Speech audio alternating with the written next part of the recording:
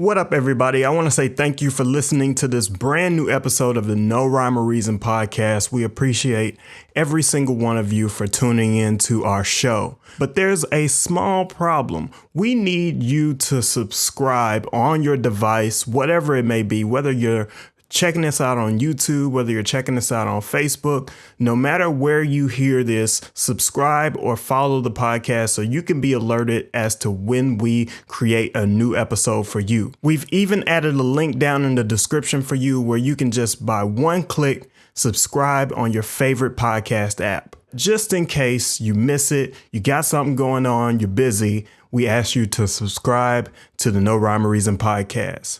Enjoy the show. Yo, you are now tuned in to the No Rhyme or Reason podcast, presented to you by On The Map Music Group, featuring Icarus Gray, and I'm your homeboy WordPlay T.JAY. We deliver to you a dope conversation where we talk about everything for no reason at all. Tune in every Monday to join in on the conversation. And without any further delay, this is the No Rhyme or Reason podcast.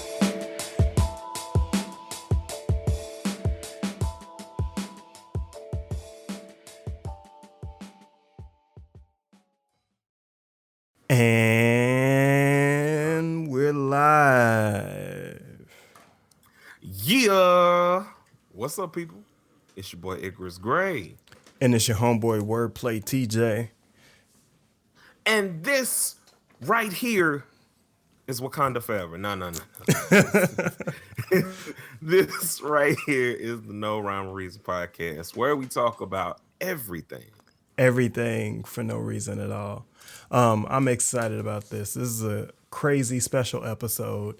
If you're going to be joining us live, or if you're joining us live right now, we are hanging out on Facebook Live, but we're doing this live event, this conversation about Black Panther, WAKANDA Forever. And we wanted to have this conversation. It's going to be full of spoilers, so if you want to tune away from this, now's the time to do it. But we both saw the movie, so we want to kind of digest what we saw, talk about it, have a conversation with you, and then see if we can come to some, I don't care what kind of conclusions we can come to, but we're definitely having a positive conversation. We're not going to talk about all the speculation and all the issues within the community. We're not worried about that. We're talking about the movie. We're talking about what happened. We're talking about how it impacted us and all the excitement around it. So I'm really pumped to have this conversation. And so we don't get like too off the rails, because as you know, we go like to go on tangents. We've kind of ordered it out. So we're going to start with our general impressions of the movie, like what we kind of thought about it, like what we were feeling, kind of things. And then we're going to get into like favorite scenes and all that other stuff. And then we'll get into the themes and characters, but you see, we'll start from the overall and then just get more specific. So, you want to start with how you felt about it, or should I just go ahead? Let it because I definitely want you to spark some of my thoughts. So this is how I felt. So the whole week coming up to the movie, that was like this air that was just surreal for me. As a nerd, black nerd, whatever you want to call me, there's not too many opportunities where in my wheelhouse that I don't have to get from somewhere else. There's not too many times where it's not something where it's like, it's kind of like How Black Are You, where it's like some black person teaching a nerd how to be more black kind of movie. Yeah. Like this was not that. Like this was, it's just pure nerddom, and I can feel all of that. So the whole week I'm excited. It's the first time I didn't like go on opening night because we had already done some pre-ordering tickets and stuff like that. So I was also trying not to get stuff spoiled for me before I went in, so I wouldn't have any skewed viewpoints. Yeah. So as the day comes, the entire day, like I've never wanted to leave work quicker. Like, You're I like, have never peace. All right. like peace. Like the whole week, No I was conversation. already Just straight up out, none. Like slid the up whole on out week, of it. like I'm locking the doors. Like y'all need to be gone. Um, I'm already Wakanda Forever the entire week, dapping people up and everything. And so I get to the movie. I sit down and I cannot stop shaking. Like not like in a bad way, but in the excitement is boiling over at an all-time high for me. Um and I didn't necessarily know what to do with that, because I'm sitting there and I'm like, my goodness, this is for real. This is really happening. I'm really hearing this movie. Um it's really going down. This is what I've been waiting for a long time.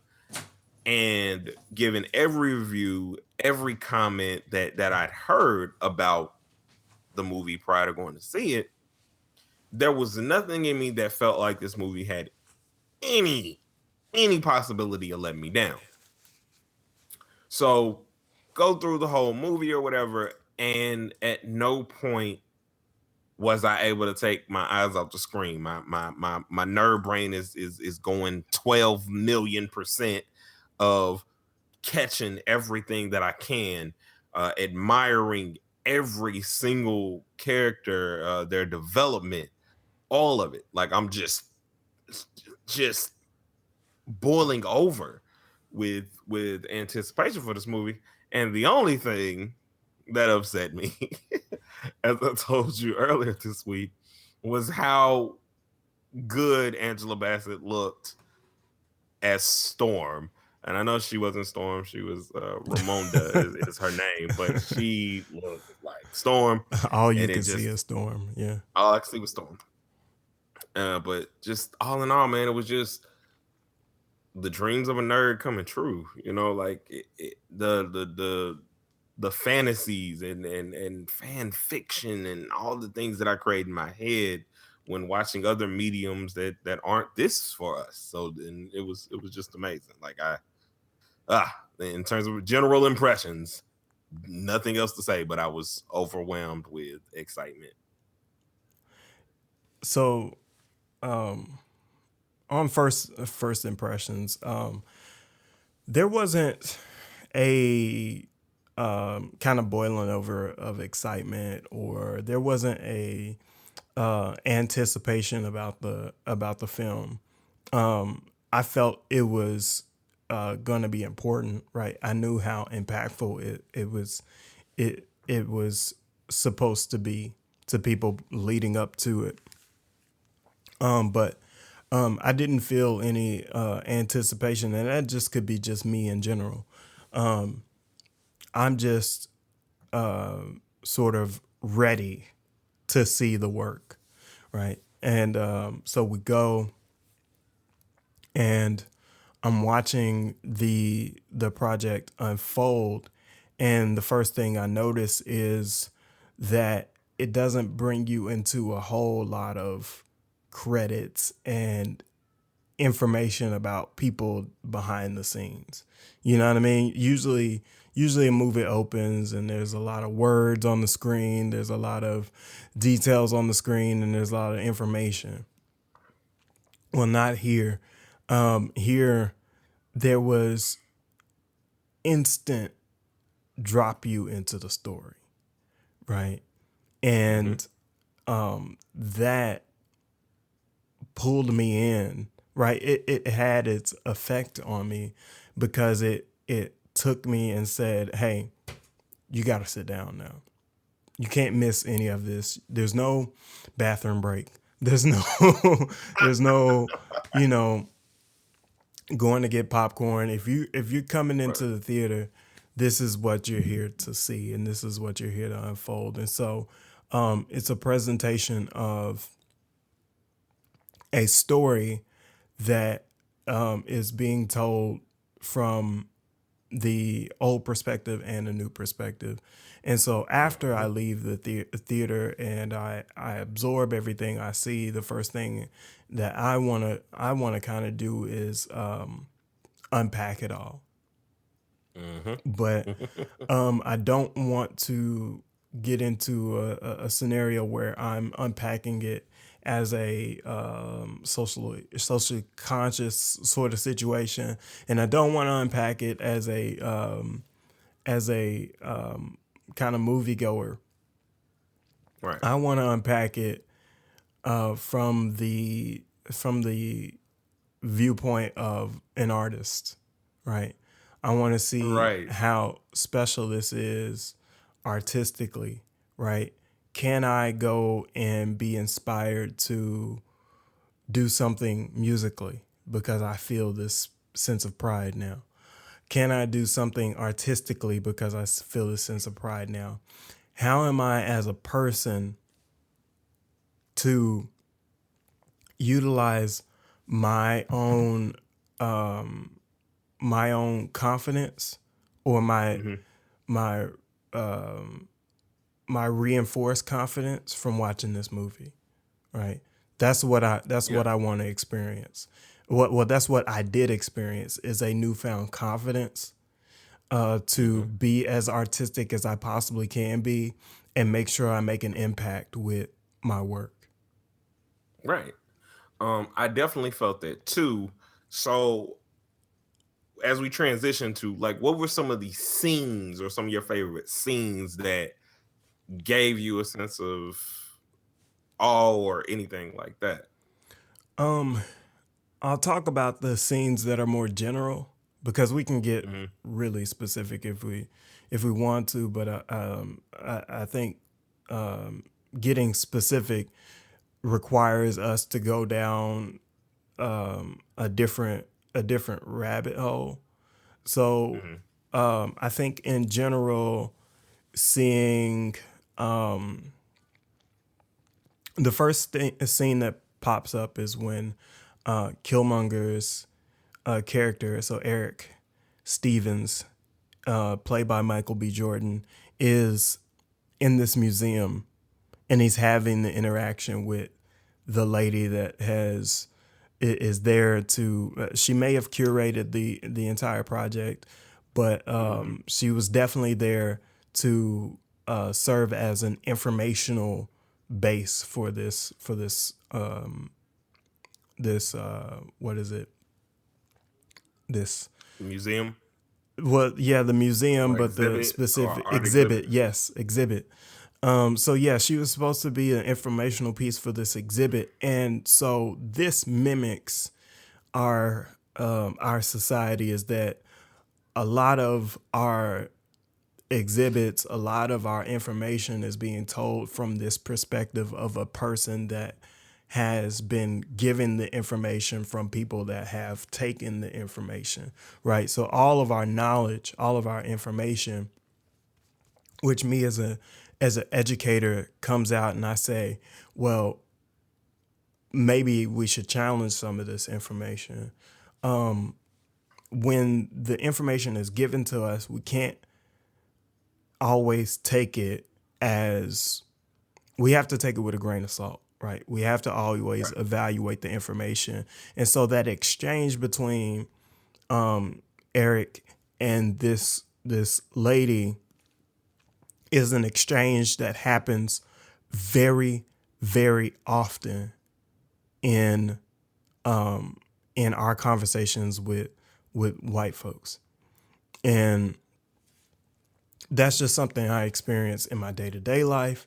That's something I've always experienced is someone trying to explain something to me from their basis of knowledge of it, but not really giving me the history of the cultures that they got the information from. They're not getting Right. firsthand accounts. They're getting secondhand accounts and then passing that secondhand information to me. So that scene was powerful.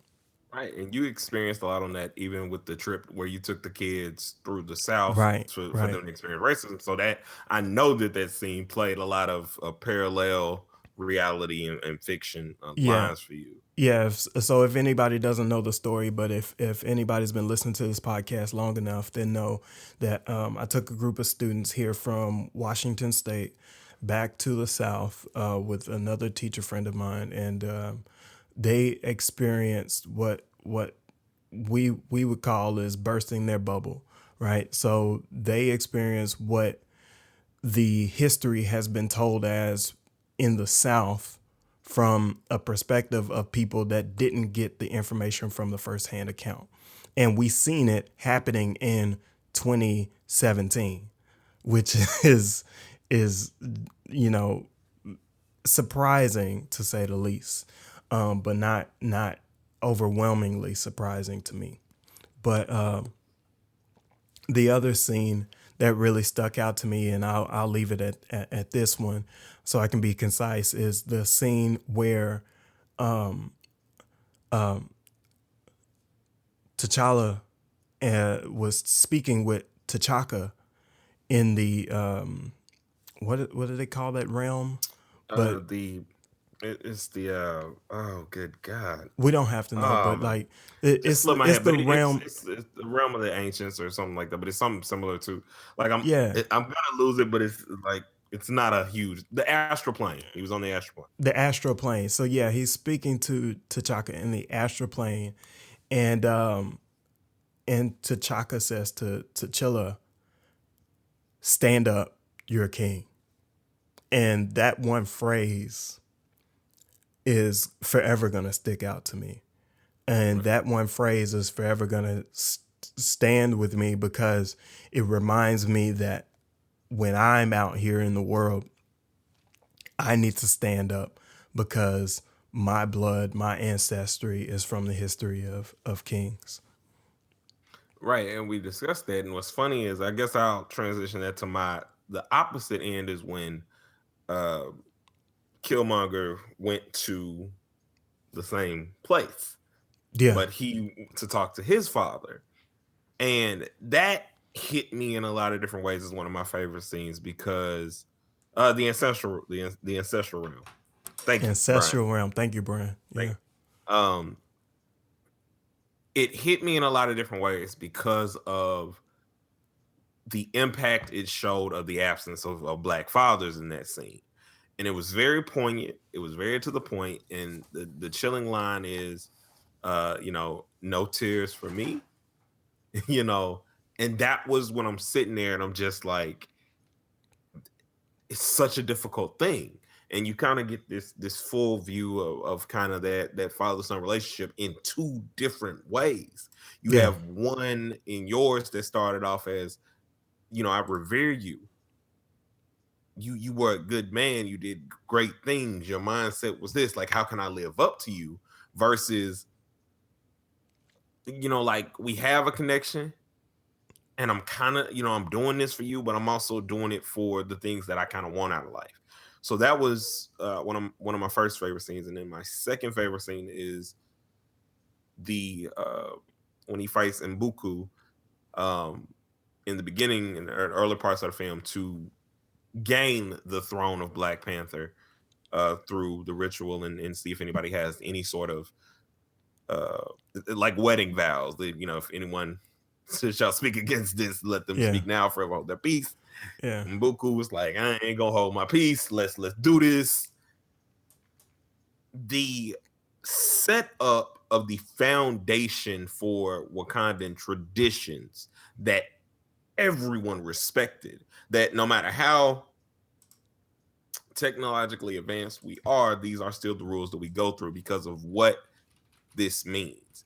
And it kind of gave this grand scale as you see all of these different tribes up on this cliff face, whereas waterfall is running down. You see them all bouncing a little bit like this, and they're all like, African, like everything about it felt honest. Like it didn't feel like violence. It didn't feel like it all felt purpose driven. Yeah. Yeah, of course. It's a ritual, right? And it needed to feel that way. It didn't need to feel senseless, right? It's Right. not like you're being, fought in to gang or something like that, right? It's something Right. a little bit different. It's sort of fighting for your territory, right? It's it's ancestral Right. in the connection to the very earth that we came from, right? Right. Because those are the rituals of the animals. And that small detail was another part that I enjoyed Mm-hmm. the freaking most is their masks. So Yeah, they had the white ape, or the great ape masks for them, or probably like silverback gorilla, but anyway. yeah, And then T'Challa had. I did not. What M'Baku. you Um, got to click with it. and then That's what you miss. you know, T'Challa had the Panther mask, or the leathered Panther mask at that point in time, and it just felt all like I said, it gave you this inspiration of crests, and I think I liken it to medieval times in terms of like the crests of your family and stuff like that. Like they had Yeah, these masks, the animals that represented each of their tribes, and yeah, I presume that Wakabe, his his tribal tattoo must be a rhino or something. But mate. either way, Yeah, I yeah, would yeah. have loved to have seen the rest But of theirs. well, I think about it, and it really makes me want to know more about my personal history. It definitely makes me want to know about the continent's history, and that thirst for knowledge is very strong within Right. me, especially now. Since we did the breakdown of like our favorite scenes to just kind of go into it, now we can kind of hone it in a little bit more and kind of talk Mm-hmm. about characters that meant a little bit to us. And then we'll go to the overall impact of all of this and be able to get more specific how we often do. Yeah. Um. So I would like you to go first because I mean Okay. you're obviously Um. more so along the lines of the comic book Right. reader, right? So you're gonna know Mhm. the characters a little bit more intimately than I am. Um. My favorite characters through the or two people in movies pretty much, or maybe I'll go three, but it's T'Challa, Shuri, his sister, and Akia or Nakia, excuse me, Mm-hmm. Akia, Nakia, for three huge reasons for me. One, because in this part you see T'Challa never, not once, other than when he was in the ancestral realm, did I feel like he was lost about what he wanted to do.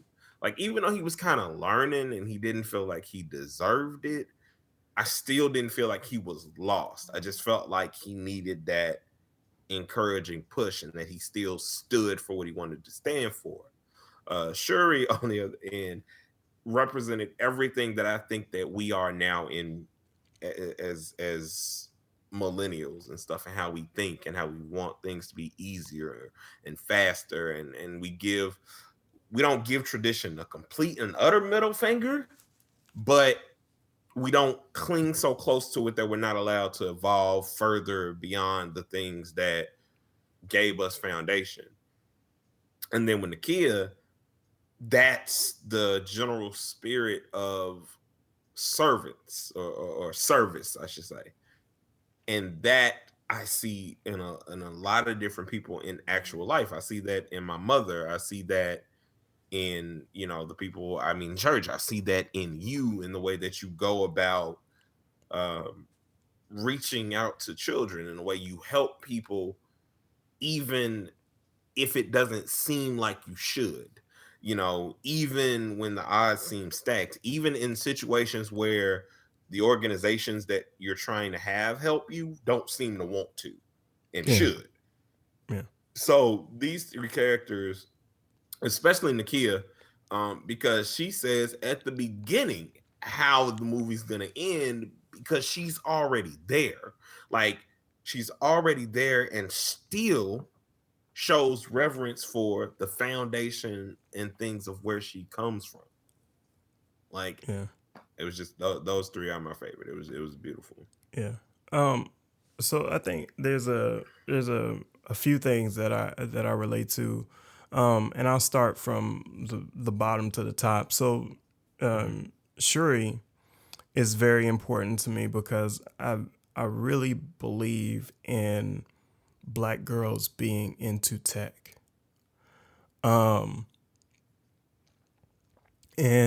the reason why I believe in that is because often in our community we sort of shun being smart, we shun being intelligent, we shun women being intelligent, and seeing a black female make all this technology, be totally independent in her operation, and sort of take the charge and lead her entire operation where other people feel less confident. She's extremely confident. And so Shuri is very important to how I enjoy seeing the roles unfold. I relate a little bit to Martin Freeman's character Everett K. Ross because of Air Force thing. So that's that's why I leave that. Yeah, Like, I you know can what I see mean? that. I can see that. That's just a very light one. And then I definitely relate to Chadwick's character T'Challa, and that's just having to press that leadership role, right? Right. Having to take the reins and do the things that sometimes are really difficult to do, but you have to do in order to kind of propel things forward. And leadership is not necessarily self-sacrificing, but it is something that requires a lot of. It takes a different mindset to take on a lot of responsibility. Right. And yeah, I did enjoy as Brian is saying in the comments, how Killmonger brought Oakland with him to Wakanda. Yeah, but And yeah, it needed. Yeah, initially, like I was confused when I would hear him talking before I saw them, when I seen the trailers and stuff. I was like, why is he the only one without an African accent? And of course, it was instantly explained within, of course. The first half of the movie. But yeah, so those are our favorite characters and stuff. We talked about our impressions, and now we get into breaking down this movie in an overall sense. And this is the part where, if you've been listening before, I mean, there's technically not any spoilers that we've really done up until this point. But from here on out, I'm just going spoilers deep. What? That's what she Nothing. said. Facts. But I'm going full on with the spoilers here because at this point, these are overall themes and stuff that like really, really stuck out to me. So Yeah. the overall theme of that I've talked about a million times on this podcast is two ways of solving a problem and trying to figure that out. We talked about equality here almost every episode because we're always speaking for our people on this podcast in the ways that we can. So when the movie tackles basically how do we deal with racism and oppression and systematic racism and all of these things when we already have the power. Now, me and you have said this millions of times that we already have the power currently. It's whether or not we want to use it and are going to use it for the ways that we need to use it. I've asked, what do we want equality for? If not to make everything better for everyone, or do we want it to oppress other people? And those are the two juxtaposing forces in this movie is I've been oppressed, I've seen oppression. Now I don't want that. Now I'm going to make my people stand up above those that have oppressed us. Versus, I do understand what you're saying, but that's not the way that we should do about it, because then we're no better than those that oppressed us. And you just pit that together and you make it beautiful. You make an antagonist, not a villain in the sense, that is understandable. Even though he's extreme, and Kendrick pointed this out to me earlier today, because I was sitting there like, I don't begrudge Eric for how he felt. I don't begrudge him for that. But then he was saying like, yeah, but he was already to the extremes. Like, I mean, he had an extreme life.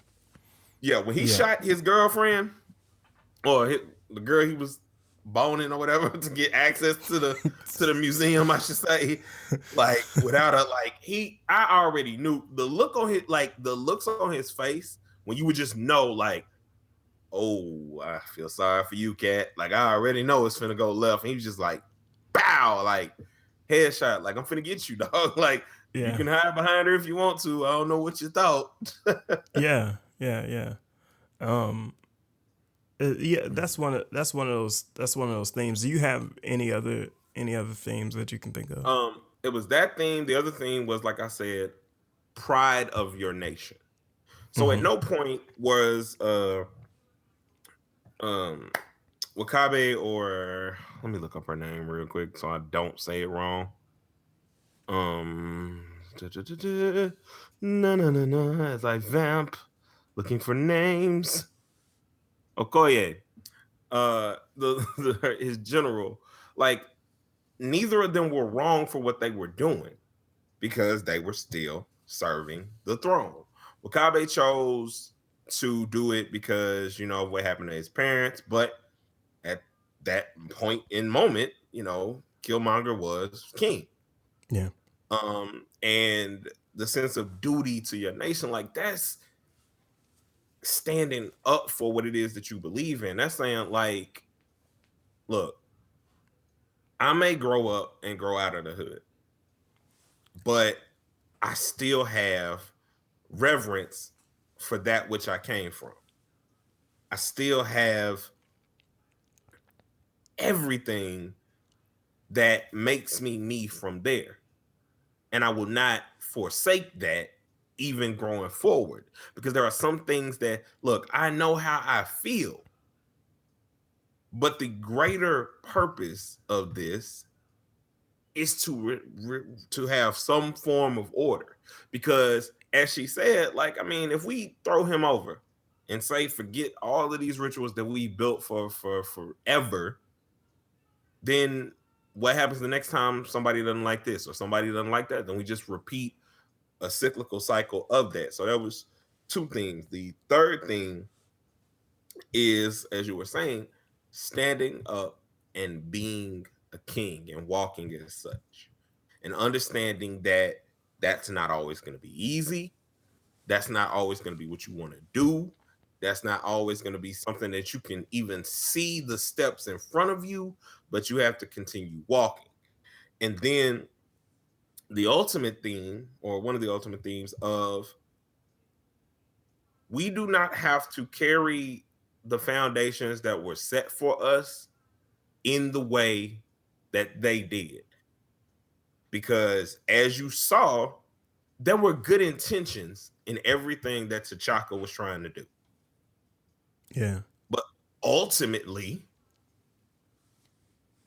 it did not allow itself to evolve. It did not allow itself to grow. And you have to stand up and say, look, you were wrong, and I'm not going to do it that way.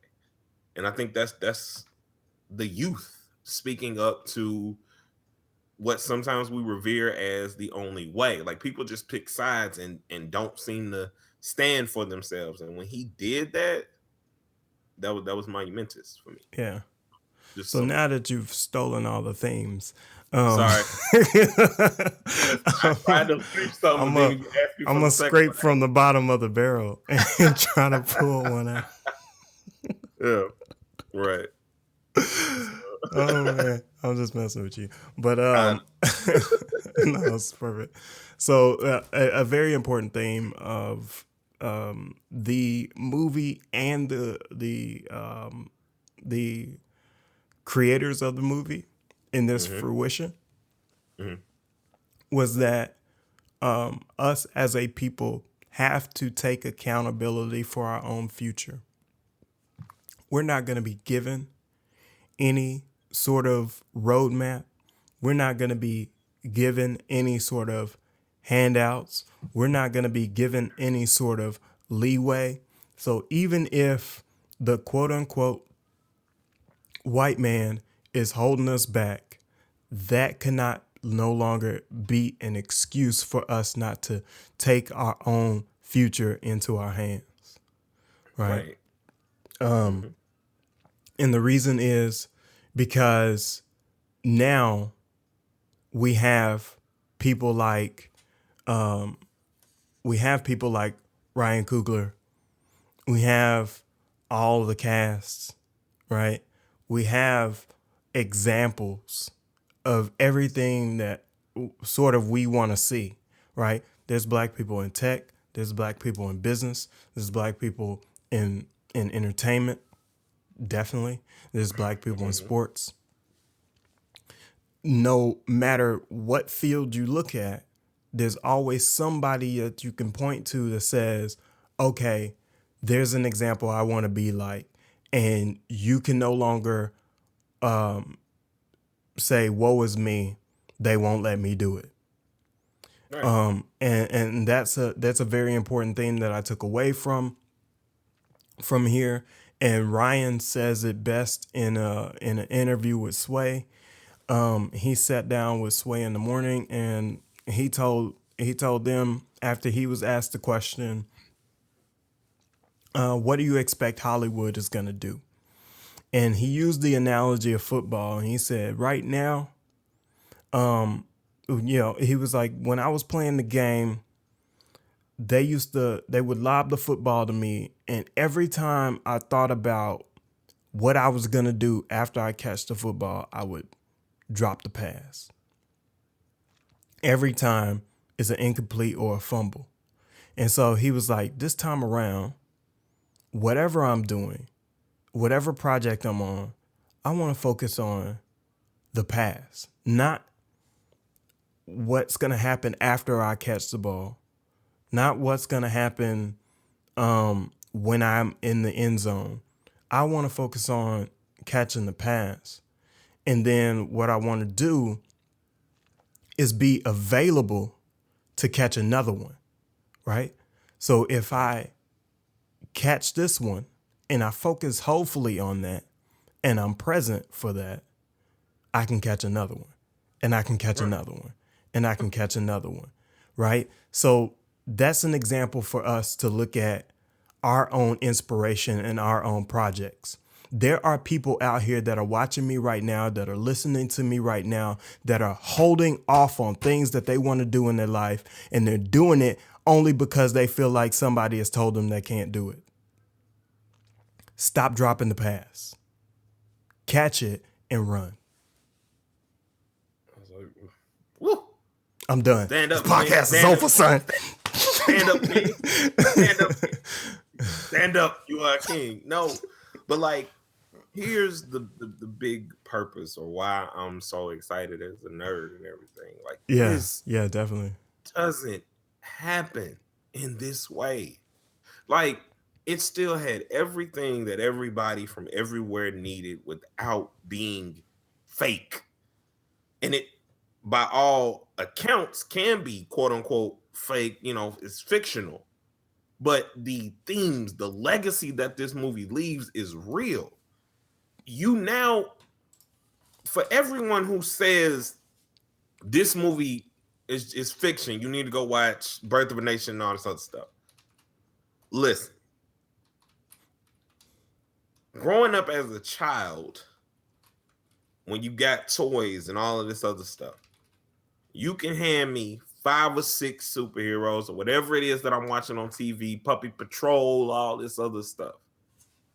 9 times out of 10, when we go to Walmart and do all this searching and everything else, it's always hard to find something that you want to give your kid. You sitting there like, I want to, like, because the reasoning is you want their imagery to match them. You want them to understand and have a sense of self. So now that we have these toys and stuff, and you've seen different little boys and little girls with T'Challa and playing with it and saying, I want to be him. Like, and they told a story in one interview that said that Kevin Feige, his daughter, came to I could be butchering this, but there was a person that was working on the movie, and a daughter came to the set or to the studio and was like, I want to cut my hair off like Denai's character. And, you know, I want to be like that. And this is a blonde-headed white girl, right? So this is right. This is the power of that influence, right? I straight forgot because I don't want this to be understated theme. The strength of black women was also a huge theme of this movie. Of course. I apologize for not mentioning that theme earlier because good God, man. Well, I thought that's what the point you were making when you talked about the characters. Oh, yeah. Well, it was, but I wanted to definitely mention one of the bigger themes because that was a lovely thing throughout. That's something that I see so often in my life. I have millions of strong female influences in my life. Shout out to my sister Shantae in the chat if she's still here and watching. To my mom, my sister, so on and so forth. And that was beautiful. Like, never once in there were you like, oh my God, someone needs to be saved. Like, right. Like, you know what I mean? You watch any movie and you're like, it's the secretary chick with the glasses. You know what I mean? And then she takes the glasses off, and now she's attracted to the main character. Right? There's none of that. None of these women need saved, and it's perfect. It's perfect. It wasn't like Nakia had been away so long that she like forgot how to. No, she out here fighting. And like, listen, man, you might be about to be a king now, but I've been out here in these fields, man.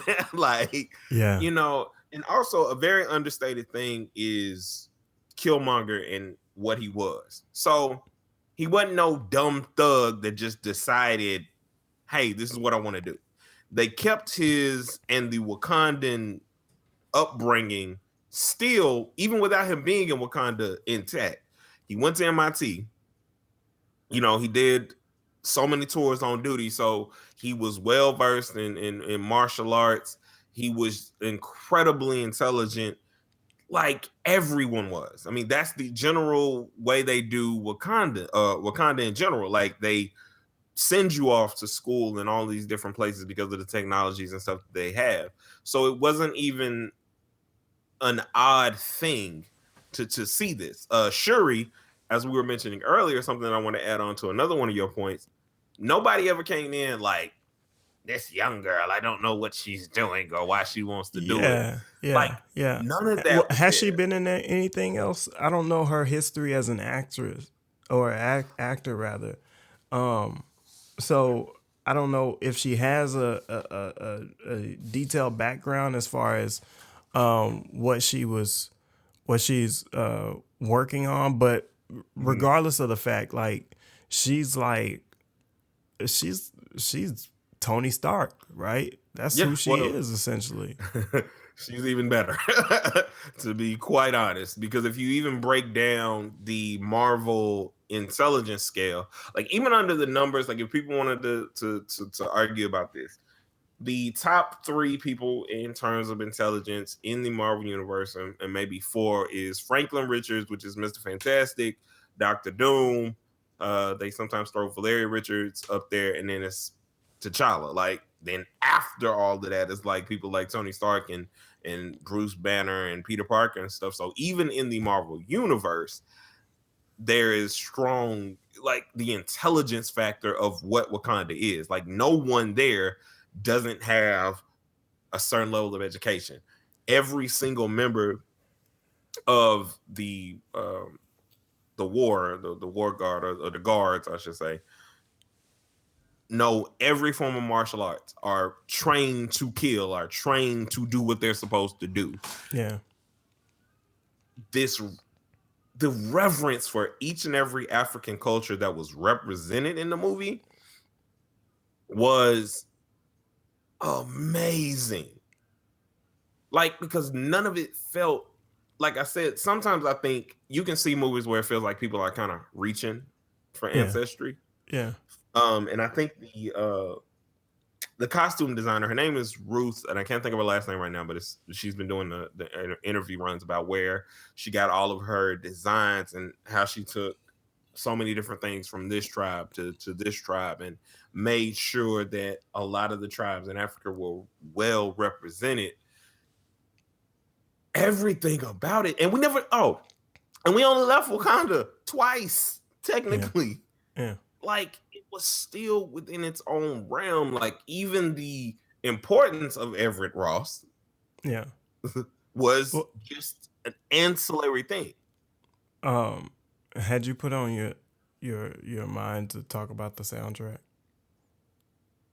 A little bit. I hadn't been able to finish listening to it though, so I'm gonna I'm not talking about the audio sound. I'm talking about the sound in the film. God, right? Man, another right? Because if you're listening, so the main the lead for the score is the same gentleman that did Childish Gambino's what's this, the last track that he Awaken My Love, or not well, he was probably part of the full album, but the single Redbone or Me and Your Mom. Yes. Redbone. So he's definitely the producer on Redbone. So what he did was took elements from Africa, right? I think it's the whole like the whole like kind of running sound, you know what I mean? And then, every once in a while you'll hear T'Challa, right? So that whole thing resonates throughout the whole entire sound bed for the. It did. So every time he gets ready to fight, it fades back in, and then as a scene is ending, it's like T'Challa. It's that whole thing, and then that same theme was used later on in the soundtrack, which is kind of embodied in credits and everything. And so the audio production is definitely phenomenal on this album. And don't get it twisted.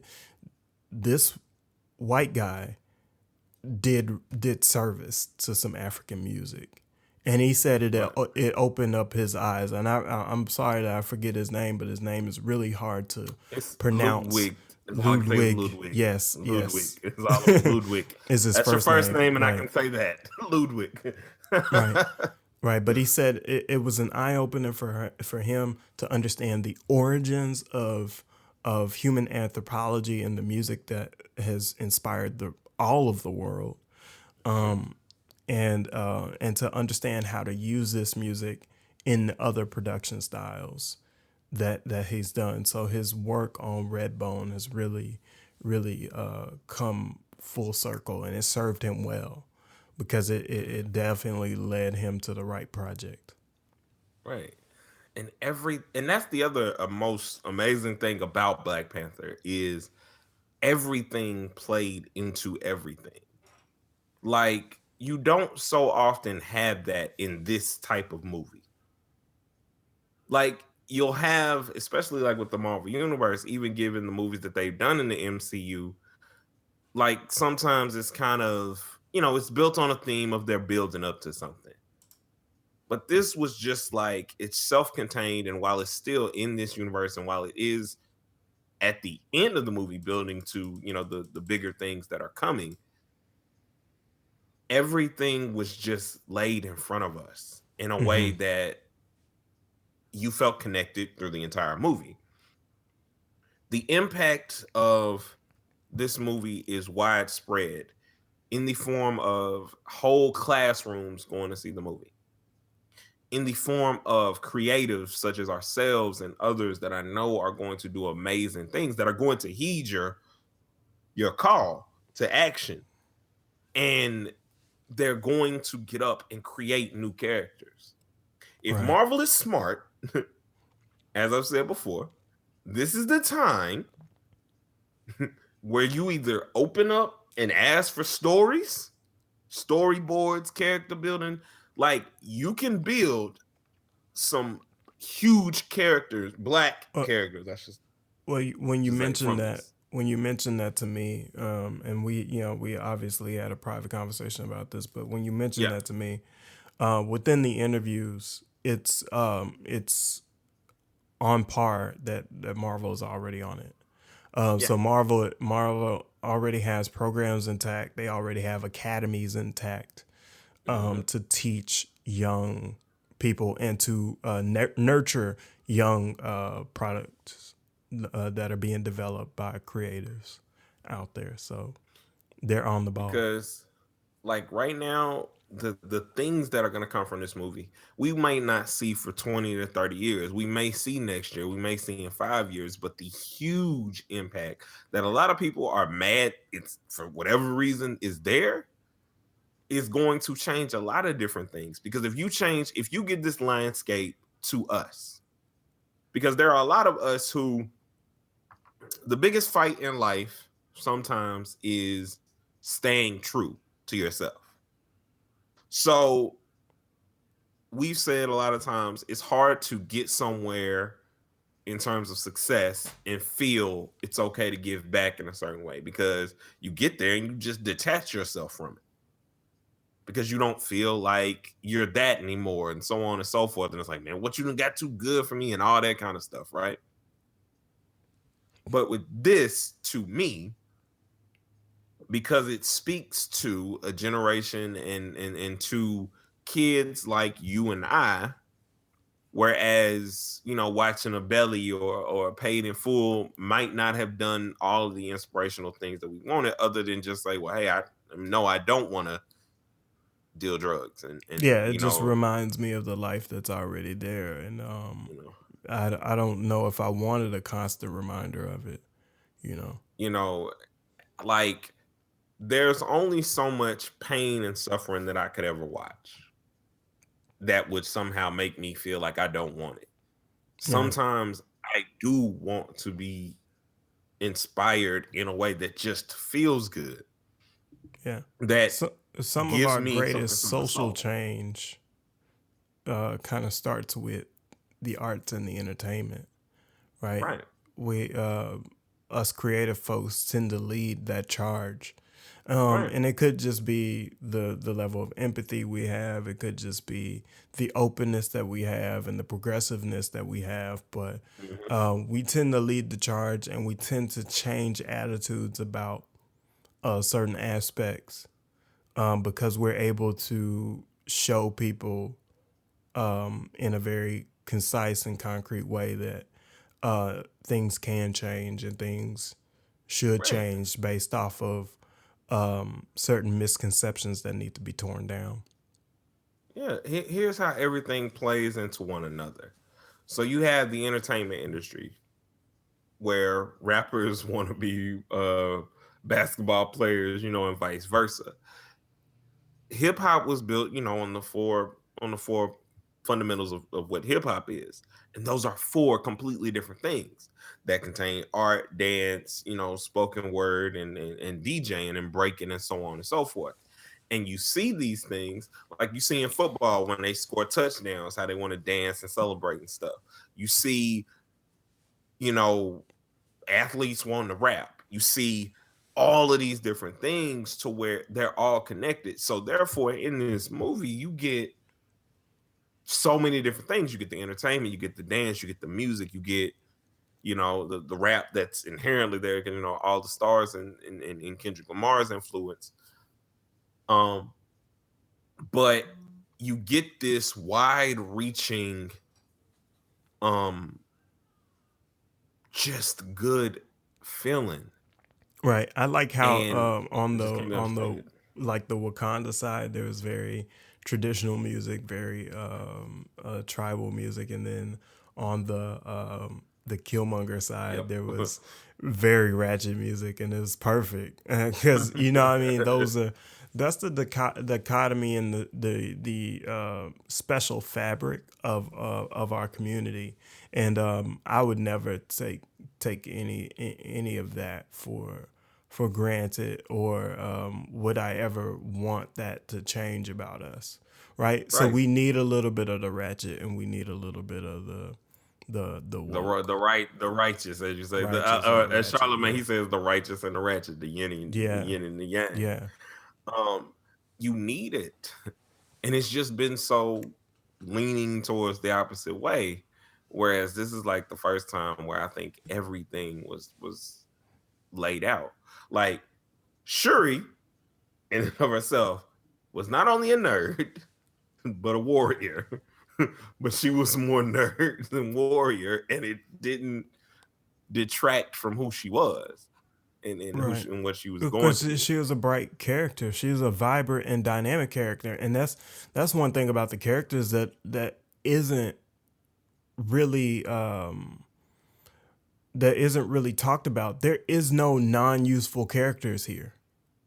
No, There are no characters that didn't serve a purpose on screen, right? right. Um, Speaking of, as a transition to a couple more things that I want to get in about the movie, the general impact of what I think we're gonna see from the next installment. Um, so a couple of my pitches as a nerd are, my initial pitch was for Black Panther 2 to be a Black Panther Storm movie, but I only present this if Storm gets a solo movie prior to. Because I don't want her introduction to come just tied to that, given the fact of how many strong Black female characters we had in this movie, to show that, give them their own movie kind of thing. Especially not with Storm, given whatever. I cannot wait to see what they do next, because I do feel like they used a lot of the Black Panther storyline, which is stuff that I was telling you about. Like, they used a lot of the things like from old and new. They killed the Claw, which I'm sick of. I'm sick of Marvel movies doing that. Stop killing your villains. Like, hashtag stop killing the villains. Like, let somebody live to try again one damn time. Like, you can kill them in the second one. It's just like, okay, like, I don't want to see somebody like 3 movies in a row, but 2 movies is a good medium there. Well, Like, we saw how that worked out for the Sony Spider-Man movies, right?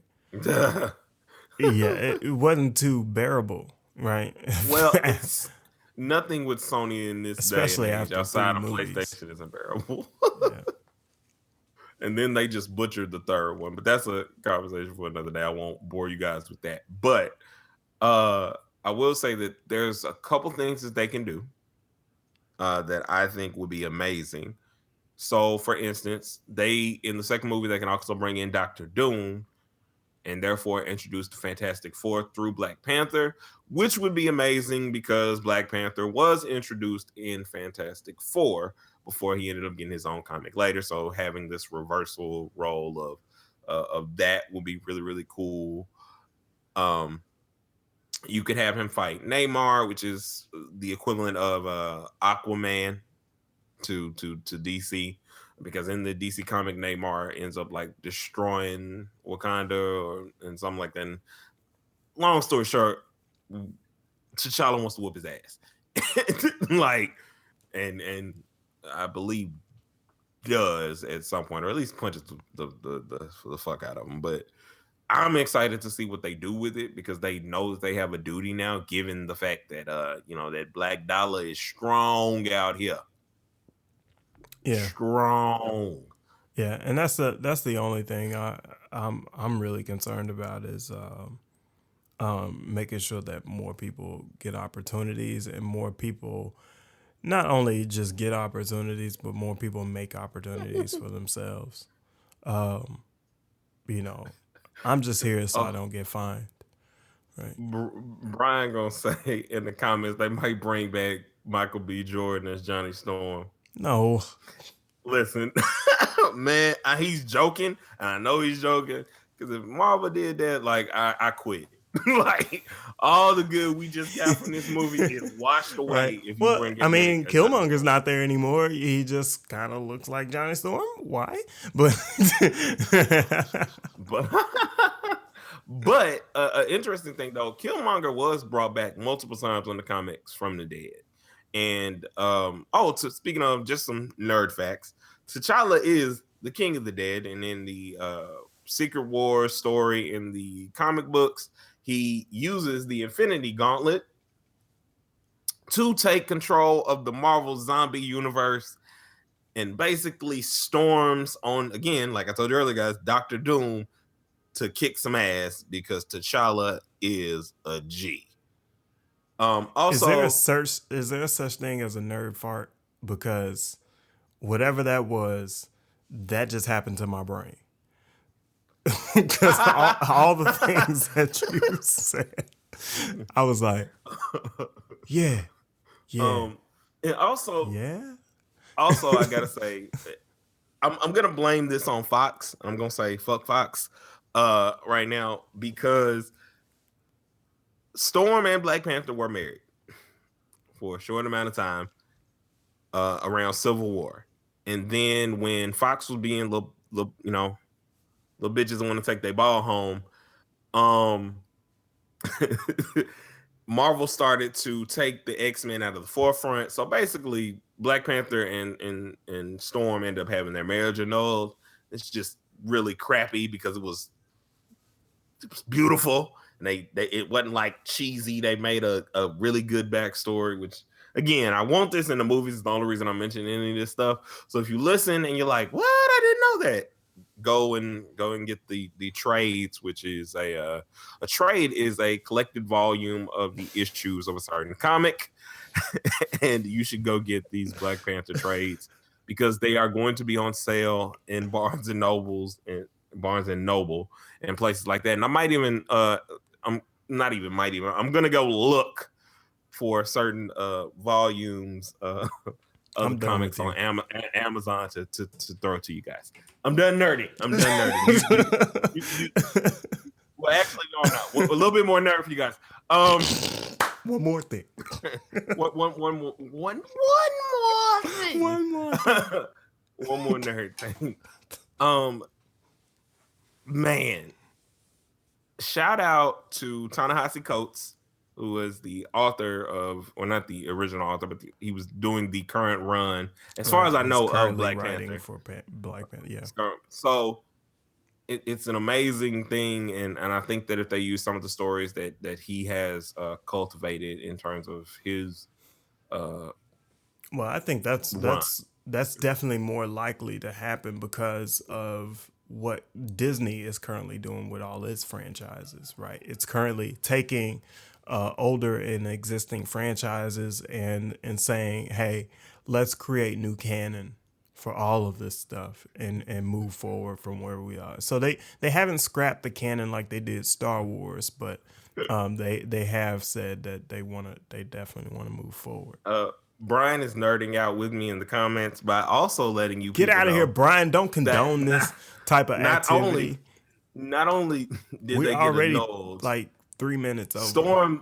Storm then left T'Challa for Wolverine, people. Like it happened. Like it's and then Wolverine died. So it's like we can't win out here. Nerd stuff. But seriously though, like I love talking about all of this, man. Like this is the first time where I feel like or first or second time, because I think we were talking about this a couple episodes ago about the black nerd and how it's kind of accepted to be a black nerd now. And even when this movie came out, I was kind of like, well, is it? Like, or was I being fooled? Because there's a lot of y'all seem real salty about, you know, the excitement. So nonetheless, it is Wakanda forever around here. And man, I just, that's the new handshake, by the way. If you dap me and you don't cross your arms over your chest, we can't be cool, man. We also can't be cool if you if you didn't go to the bathroom when you got home, pull down your bottom lip just to check and see if you may in fact. I just need to make sure. I just need to know. Like, I think it's gonna be the most adorable thing in the world. Making comments, Brian. Bye. We about to end the show. It's gonna be the most adorable thing in the world in the fall to see kids dressing up as T'Challa and see how you guys figure out how to get the numbers and the Wakandan barcode on your lips. Also, thugs, stop getting tats on your lip like that. Stop it. Stop it now. Knowledge is for understanding and not to prove others wrong. This has been the No Rhyme or Reason podcast, reporting live from Wakanda. I'm your boy Icarus Gray. And I'm your homeboy Wordplay, T.J. Man, and we'll see you guys next week. After hold on, excuse me. I'm messing up because I'm too excited. We'll see you week after week after week. Never missing a beat. Peace. No Rhyme or Reason is an On the Map music group production.